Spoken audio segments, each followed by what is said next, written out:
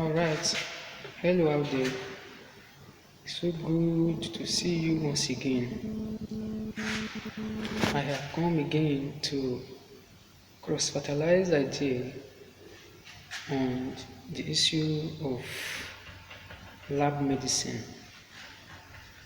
Let me quickly welcome you aboard on a very interesting and exciting series. Imagine a world where you can predict and prevent diseases even before they occur using rhesus factor. So today I will share with you with what we call the RHESUS blood group system. You may have heard of the RHESUS blood group system. Some of you, you've gone to a doctor after checking your blood group, they will tell you you are blood O positive, you are blood O negative, and then you begin to imagine, what would that mean? So today, let me clear your doubt. When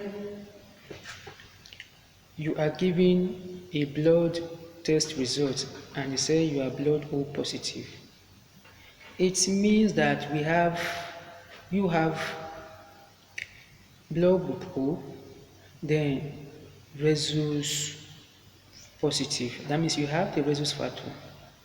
And when again you are diagnosed, they said you are blood group O negative. It means you are blood group O, but you have no rhesus factor. The rhesus factor there, here in this part of the country, we have two blood group system that is dominant.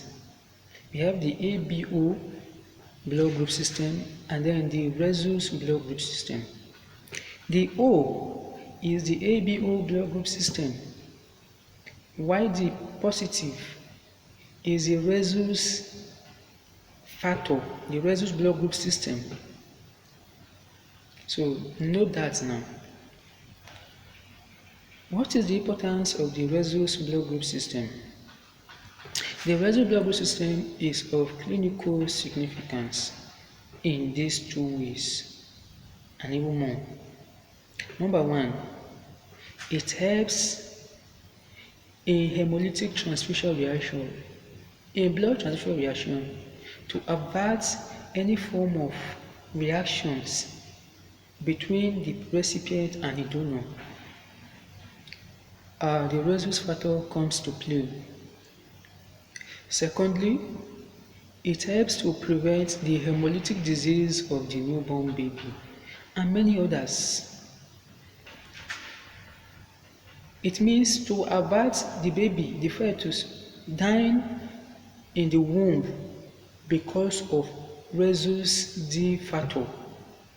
You have to know your rhesus blood group system. How does this rhesus blood group system comes about? The rhesus blood group system was first discovered in a mother who delivered a dead fetus. She was a blood group O mother but delivered a dead fetus. In the same vein that Philip Levine and Rufus Tessin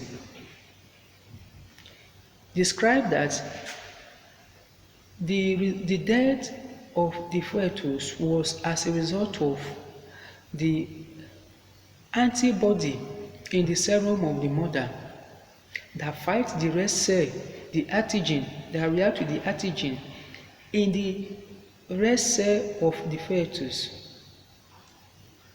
To further demonstrate this, to bring to light, two scientists went to research and demonstrated that in 1914,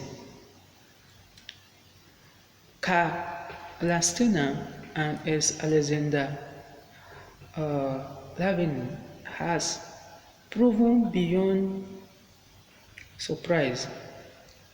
They went further to introduce a blood from a rhesus monkey into a rabbit, and then they collect this blood, allow this blood to clot, and reacted it with ABO blood group compatible persons.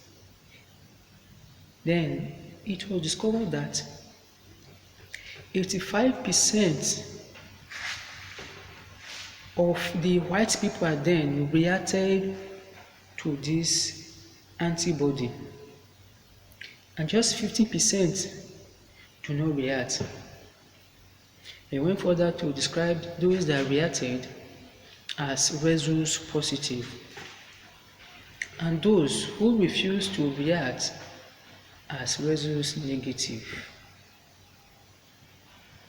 What are we seeing? That this blood group system was discovered first in a RHESUS monkey. The fact that it reacted, it means that there is a particular antibody in that blood that reacted to already satisfied, compatible, fit ABO blood group system of the white persons. And then they later discovered that it was an anti-D blood group system, anti-D that reacted. So in some blood groups, we have what we call the weak RHESUS antigen. Some persons has weak RHESUS antigen. In that case, for the recipient who is about to receive this blood, that wants to receive a blood from that donor that has it, a donor who has a weak antibody. Before that, a weak RHESUS antibody is called the DU. So when you have weak antibody and you want to be a donor, you should be considered positive. While a recipient who is about to receive and has weak RHESUS antibody should be considered as negative. So that is all I have brought to your table to cross-fertilize this with you again on the issue of the RHESUS blood group system. I do hope that you get value. Thank you for listening. We see you again.